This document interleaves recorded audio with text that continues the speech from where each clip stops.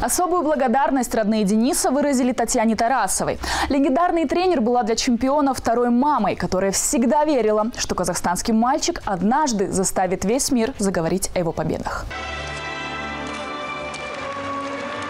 Татьяна Тарасова призналась, что чемпионат мира 2009 года в Лос-Анджелесе украсил лишь один фигурист – Денис Тен. 15-летний, никому неизвестный казахстанец откатал свою программу так, что зрители на трибунах испытали настоящий спортивный экстаз. Это вообще был редкий случай, понимаете? На произвольном зал не просто встал, он просто вскочил. 20 тысяч. Американцев нелегко поднять с кресла. Поверьте мне. Татьяна Анатольевна, кажется, помнит каждый тренировочный день с Денисом. Опытный наставник видела, что в мальчике заложен вселенских размеров потенциал быть первым во всем. Он работал на самом высоком техническом уровне. И повторение этих четверных прыжков, скоростно-силовая подготовка. И у него были травмы. Травмы даже несовместимые, я считаю, с катанием. Он их преодолевал.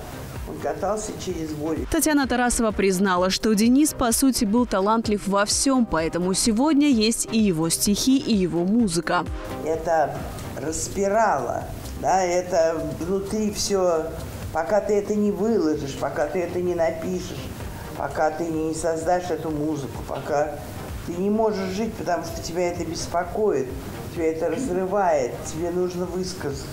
Ко всему прочему, Денис успел написать и несколько детских сказок. Татьяна Анатольевна тут же предложила, чем может новый фонд заняться в ближайшее время. На каждую из его сказок можно сделать новогоднее представление, и весь город будет ходить и открывать книжку, читать сказку. И читая это, смотрите, это национальные материалы. Хочется верить, что первый проект фонда поклонники Дениса смогут увидеть уже скоро.